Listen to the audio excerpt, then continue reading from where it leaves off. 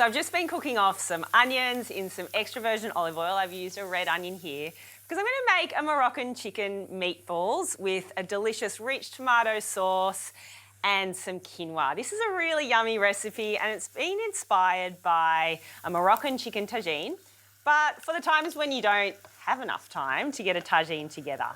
So we're going to make the sauce first so that it has lots of time to simmer and all the spices and flavours can come together. I've got the onion, the extra virgin olive oil, the rich tomato sauce, beautiful Australian grown tomatoes into the pan. And to that we'll add our spices. I've got a ground cumin and ground cinnamon in there, as well as a little bit of chilli flakes. And we'll just go a little pinch of chilli for today. I like this one because you've got options, right? If you wanted to serve it up to the kids, just remove the chilli and it's an easy one. Then the nature of that beautiful sweetness in a traditional tagine comes from things like the fruits going in. I've got some raisins and also some dried apricots. I'm a mum, so there's always dried fruit in our house. And to add a little bit of extra sweetness, I'm going to add some honey. And that really does balance all the spices and that beautiful tomato flavour as well. And I love these tomatoes because the sauce is actually already really thick because it's a diced tomato with a tomato paste. So that makes it really easy to cook with and produce these beautiful, rich, thick sauces. So we'll mix our ingredients together, add a little bit of salt and pepper to season.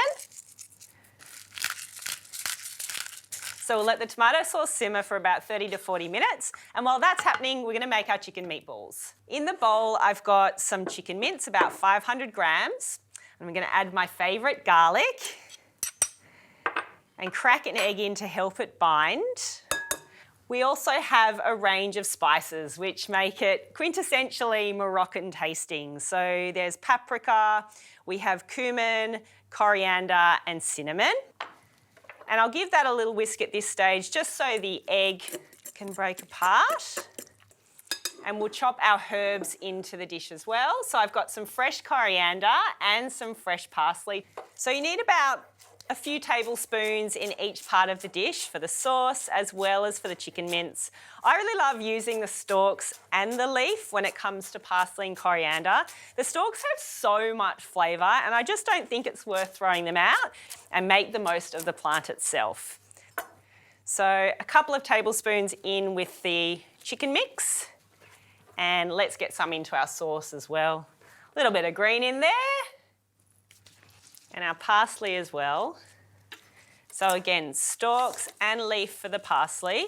Parsley's really cool actually. If you ever have way too much garlic in a meal, then parsley can help neutralise the taste and also the smell of garlic on your breath. So that's my little hot tip. Just grab some, chew on it, and it actually helps to neutralise those sorts of strong flavours from a delicious meal in your mouth. There we go. So again, pop some parsley in our sauce. I'll give that a stir again in a minute. And then some parsley in with our chicken mix too. And then we'll add our almond meal to the chicken mix. And the almond meal is a really good one because it helps to bind the chicken meatballs, but it doesn't contain the gluten as a traditional breadcrumb does. So it's a good one if you have celiacs or people that are gluten intolerant. So now that we've got all the ingredients for the chicken balls in there, we get to do the messy fun part rolling, but I'll just give the sauce a little bit of a stir because we added in those extra fresh herbs. They really do so much for dishes. All right, let's get rolling. We're going to get about 12 balls out of this recipe, so good for a family of 4 or to serve 4 people. And I've got the oven cranking at 180 degrees, ready to pop the balls straight in. And have a little bowl of water on the side so you can wet your hands before rolling the balls. It just makes it just that little bit easier because it's less sticky. You take a good scoop and roll away. They don't need too much. They'll bind whilst they cook. And you can keep these as neat or as rough as you please. So I'll make the rest of these, get them onto the tray, pop a little bit of spray oil over the top so they get that lovely golden whilst they're baking, and then pop them in the 180 degree oven for about 20 minutes.